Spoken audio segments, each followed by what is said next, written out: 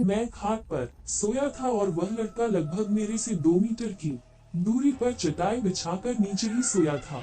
एक बात और, रात को सोते समय भी मैं हाल में 0 वॉट का बल्ब जलाकर रखता था। अचानक लगभग रात के 2 बजे मेरी नींद खुली। यहाँ मैं आप लोगों को बता दूं कि वास्तव में मेरी नींद खुल गई थी, पर मैं लेटे लेटे ही मेरी नजर किचन के दरवाजे की ओर चली गई। मैं क्या देखता हूँ कि एक व्यक्ति किचन का दरवाजा खोलकर अंदर गया और मैं कुछ बोलूं उससे पहले ही फिर से किचन का दरवाजा धीरे धीरे बंद हो गया। मुझे इसमें कोई हैरानी नहीं हुई, क्योंकि मुझे पता था कि गांव वाला लड़का ड्यूटी के लिए लेट न हो इस चक्कर में जल्दी जग गया होगा। बिना गांव वाले बच्चे की ओर देखे ही ये सब बातें मेरे दिमाग में उठ रही थी। पर अरे ये क्या, फिर से अचानक किचन का दरवाजा खुला और उसमें से एक आदमी निकलकर बाथरूम में घुसा और फिर से बाथरूम का दरवाजा बंद हो गया। अब तो मुझे थोड़ा गुस्सा भी आया, और चूंकि वह गांव का लड़का रिश्ते में मेरा लड़का लगता है, इसलिए मैंने घड़ी देखी और उसके बिस्तर की ओर देखकर गाली देते हुए बोला कि बेटे अभी तो 3 भी नहीं बजा है और तू चक्कर खतर पतर शुरू कर दिया। अरे यह क्या, इतना कहते ही अचानक मेरे दिमाग में यह बात आई कि मैं इसे क्यों बोल रहा हूँ, ये तो सोया है। अब तो मैं फटाक से हाथ से उठा और दौड़कर उस बच्चे को जगाया। वह आंख मलते हुए उठा, पर मैं उसको कुछ बताए बिना सिर्फ इतना ही पूछा कि क्या तुम 2-3 मिनट पहले जगा था, तो वह बोला नहीं तो, और वह फिर से सो गया।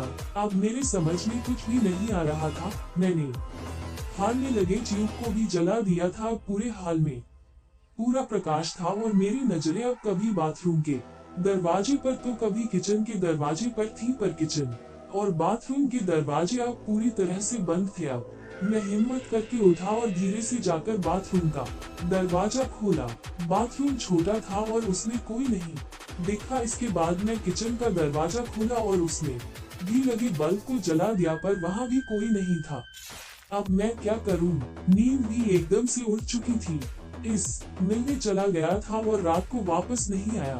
सुबह सुबह जब मैं अपने रूम पर पहुंचा तो वे दोनों लोग तैयार होकर बैठे थे और मेरा ही इंतजार कर रहे थे। ऐसा लग रहा था कि वे बहुत ही डरे हुए और उदास हो। मेरे आते ही वे लोग बोल पड़े कि अब हम लोग जा रहे हैं। मैंने उन लोगों से पूछा कि फ्लाइट तो कल है, तो आज की रात आप लोग कहाँ ठहरेंगे?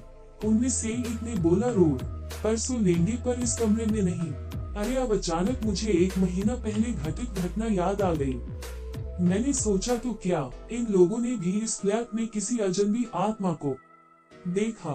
मैंने उन लोगों से पूछा कि आखिर बात क्या हुई, तो उनमें से एक ने कहा कि रात को कोई व्यक्ति आकर मुझे जगाया और बोला कि कंपनी में चलते हैं। मेरा पर्स वहीं छूट गया है।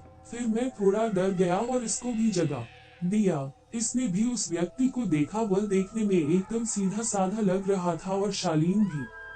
हम लोग एकदम डर गए थे, क्योंकि हमें वह व्यक्ति इसके बाद किचन में जाता हुआ दिखाई दिया था और उसके बाद फिर कभी किचन से बाहर नहीं निकला, और हम लोगों का डर के मारे बुरा हाल था। हम लोग रात भर बैठकर हनुमान का नाम जपते रहे और उस किचन के दरवाजे की ओर टकटकी लगाकर देखते रहे, पर सुबह हो गई है और वह आदमी अभी तक किचन से बाहर नहीं निकला है। अब तो मैं भी थोड़ा डर गया और उन दोनों को साथ लेकर तेजी से किचन का दरवाजा खोला, पर किचन में तो कोई नहीं था। हाँ, पर किचन में गौर से छानबीन करने के बाद हमने पाया कि कुछ तो गड़बड़ है। जी हाँ, दरअसल फ्रिज खोलने के बाद हमने देखा कि फ्रिज में लगभग जो 1 किलो टमाटर रखे हुए थे वे गायब थे, और टमाटर के कुछ बीज, रस आदि वहीं नीचे गिरे हुए थे, और इसके साथ ही किचन में एक अजीब गंध फैली हुई थी। खैर पता नहीं ये हम लोगों को वहम था या वास्तव में कोई आत्मा हमारे रूम में आई थी। मैंने इससे छुटकारा पाने के लिए उस फ्लैट को ही चेंज कर दिया और दूसरे बिल्डिंग में आकर रहने लगे।